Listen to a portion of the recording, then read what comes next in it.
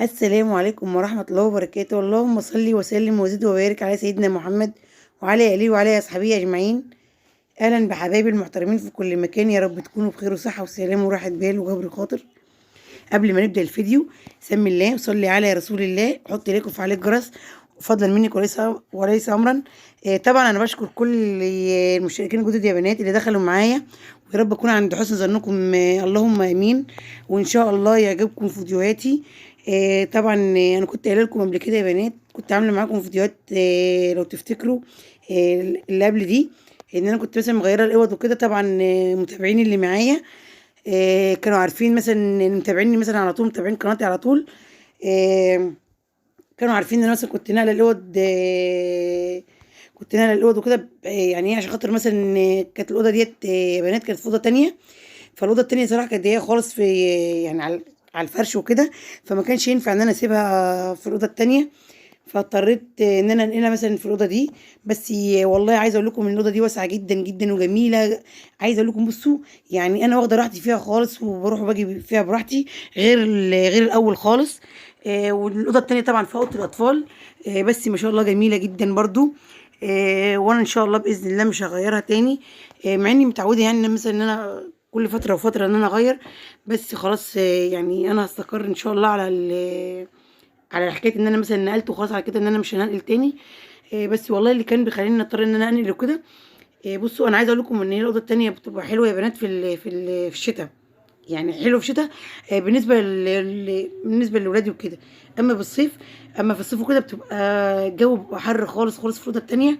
فطبعا المشكله ان الجو بيبقى حر فين بقى. بيبقى يعني بيبقى حر في المكان اللي بيبقى فيه السرير وكده، في الحيطه اللي فيها السراير. فانا ببقى ان انا اضطر ان انا انقل تاني في الصيف، عشان خاطر مثلا الجو بيبقى حر وكده. فانا طبعا مش هينفع ان انا انقل تاني، عشان برضو ان انا مثلا كنت عامله دولاب جديد وكده.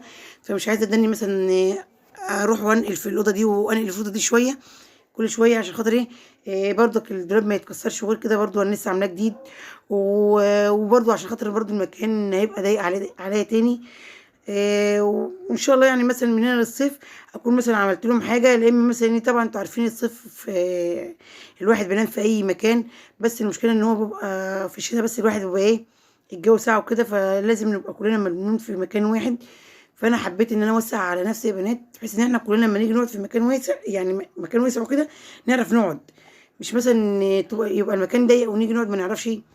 ف انا بقول كده مثلا يا بنات، بعرف المشتركين الجدد اللي معايا انا كنت بنقل ليه ونقلت عشان خاطر ايه. فطبعا انا دلوقتي نقلت وعايزه اوريكم شكل الاوضه. عايزه اقول لكم والله إن الاوضه فعلا جميل قوي وهتعجبكم باذن الله. وعايزه برضو رايكم في الكومنتات برضو. انا كنت بس اول حاجه عملتها يا بنات، قلت ما امسح الخشب، لان الخشب بقالي كتير فعلا ما مسحتوش. طبعا انتوا عارفين الجو بيبقى ساقع وكده، فالواحد ما بيبقاش قادر والله ان هو يعمل يعني شغل كده. بيبقى الواحد بيعمل شغل بالعافيه والله، عشان الجو يعني ساعه والواحد ما بيقدرش يقوم من مكانه. فانا قلت مثلا وانا بروق معاكم بوريكم نظام الاوضه، قلت مثلا ممسح الخشب وكده. وطبعا انا بشجع بيكم وعايزاكم بقى تقوموا تشجعوا كده معايا كده، وتقوموا تعملوا معايا عشان مثلا ايه، تحسوني ان انتوا مثلا بتستفادوا من الفيديو او مثلا بتشجعوا معايا. ده كومودينو يا بنات. انا كنت كان عندي 3 كومودينات، 2 نوم وواحد اطفال. فده بتاع الاطفال انا عملته، عملته مثلا بالمرايه دي ليه، عشان انا زي ما قايله لكم قبل كده ان انا مثلا بعت التسريحه بتاعتي عشان برضو المكان. فالحمد لله يعني ايه، والله هو حلو الكومودينو والله، جميل جدا. ومثلا يعني بوديه هنا يعني ايه، ما باخدش مكان زي التسريحه برضك او زي مثلا الحاجه الكبيره. وهنا كنت مثلا كنت بغير ستاير عشان بقالي فتره برضو ما غيرتهاش. فقلت لا يعني ايه، طالما مثلا ان انا اروق الاوضه وكده، فلازم ايه ان انا اروق الدنيا كلها مع بعضها. وده مشمع يا بنات، انا مركباه مثلا، يعني مركباه من يومين. والله انا عايزه اقول لكم ان هو والله جميل جدا. يعني برضك بيمنع الساعه شويه من الشباك وكده ان هي تدخل لك في الاوضه، حتى لو الجو عندك مثلا ساقع او في رطوبه.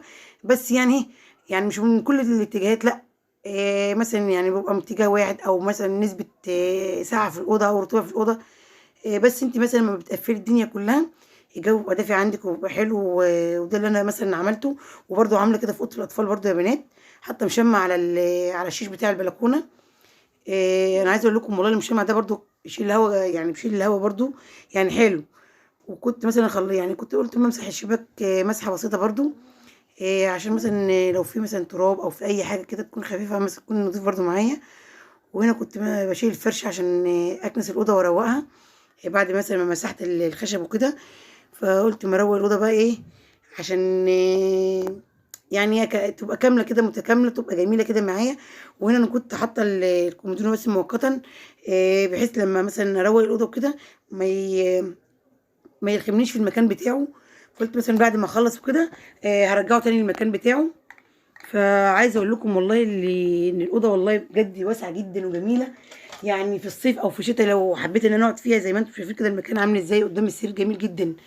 يعني بصوا يا بنات المكان ده، انا كنت الاول بحط فيه التسريحه لما كنت بنقل فيها الاول. والله كان بيبقى المكان ضيق وكده برده، ما كنتش بعرف اروح ولا اجي برده، يعني ببقى بحس ان في خنقه في المكان. بس دلوقتي المكان عشان فاضي وكده وواسع وحلو معايا، لو حبيت اقعد فيه انا وولادي بنقعد فيه برده عادي. وطبعا الاوضه واسعه، يعني ما فيهاش حاجه كتير. وانا سايبه دولاب الاطفال هنا يا بنات برضو، انا مش برضو احط فوط الاطفال ليه؟ كفايه بس عليها ايه، انا مش عايزه اضيقها تاني. يعني بقول كفايه عليها سريرين والكنب مثلا في نص السراير. فانا ايه مكتفيه مثلا بكده، عشان يبقى مثلا برضو من ناحيه يبقى شكلها حلو، ومن ناحيه تانية بتدي وسع برضو معايا. لو حبيت لو حبينا نقعد فيها نقعد، لو حبينا نقعد برضك في الاوضه اللي بتاعت اوضه النوم نقعد فيها برضو. آم، بحيث ان انا برضو مش عايزه اضيق برضو على نفس المكان. يعني عامه الدولاب ده انا بحطه في مكانه ده على طول، ما بشيلوش. لو حتى غيرت الاوض، آم، مثلا حطيت اوضه الاطفال برضو مكانها هنا او في الاوضه التانية، انا ما بغيرش الدولاب ده خالص يا بنات. ليه بقى؟ هو مكانه حلو، وغير كده مش مؤثر معايا في حاجه خالص. والحمد لله، يعني انا حاسه ان المكان يعني بقى واسع جدا معايا عن الاول برضو يا بنات. وان شاء الله هوريكم شكل الاوضه النهائي باذن الله، بس بعد ما اخلص بس خالص. انا هوريها لكم دلوقتي. وبصوا يا بنات، انا عايزه اقول لكم برضو في موضوع عايزه اقول لكم عليه.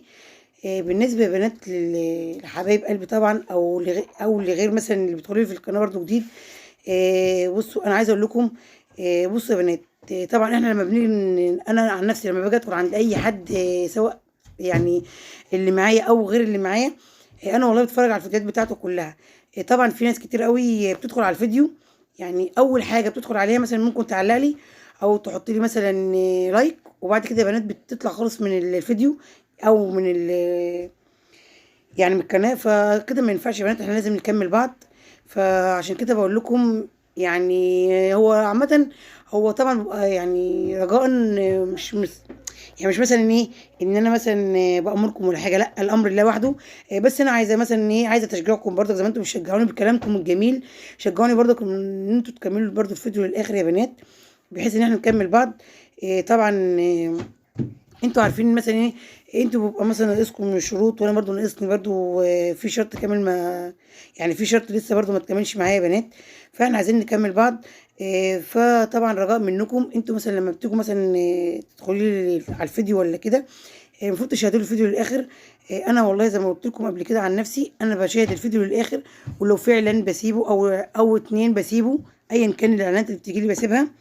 فانا بطلب منكم برضو تعملوا زي ما انا بعمل، لان اغلبيه الناس برضو اللي بتدخل لي في القناه وكده، مثلا بتعمل لي مثلا لايك او بتكتب لي كومنت مثلا. يعني برضو انا بشكركم على كومنتاتكم الجميله، وجزاكم الله كل خير، وربنا يكبر بخاطركم برضو زي ما انتم بتكبروا بخاطري والله بكلامكم الجميل ليا. بس انا بتكلم في ان احنا نشجع بعض، وان احنا نقف مع بعض في ايه بقى، ان مثلا انت تتفرجي على الفيديو للاخر، زي ما انا برضو بتفرج عليه للاخر. في ناس كتيره برضك، بعض الناس بتتفرج برضو مع يعني على الفيديو صراحه معايا للاخر، وبعض الناس برضو بيكتبوا لي كومنت وبيطلعوا على طول. ف عايزه اقول لكم طبعا احنا مش هنقف جنب بعض ولا هنشجع بعض الا لما نكمل مثلا يا بنات، نكمل الفيديو للاخر، سواء انا او انتوا او غيرنا.